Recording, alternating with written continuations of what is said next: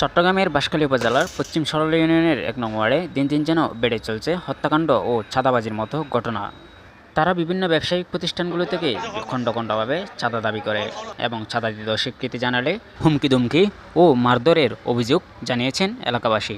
বাঁশখালী থানার দায়িত্বপ্রাপ্ত ইনচার্জ মোহাম্মদ সাইফুল ইসলাম বলেন, আমার এই বাঁশখালীতে পশ্চিম সরলের ১ নম্বর ওয়ার্ড ব্যতীত আর কোথাও ঝামেলা নাই। আমি খুব টেনশনে থাকি এটা নিয়ে। আপনাদের যে পশ্চিম সরল, এক প্রবাসী ভাই বলছেন, ভাই আমার এই বাঁশখালীতে পশ্চিম সরলের ১ নম্বর ওয়ার্ড ব্যতীত আর কোথাও ঝামেলা নাই।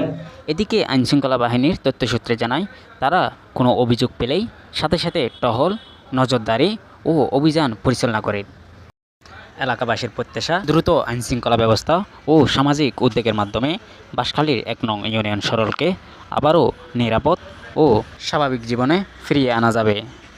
শরীফ মাহমুদ, ডেস্ক নিউজ, চট্টগ্রাম।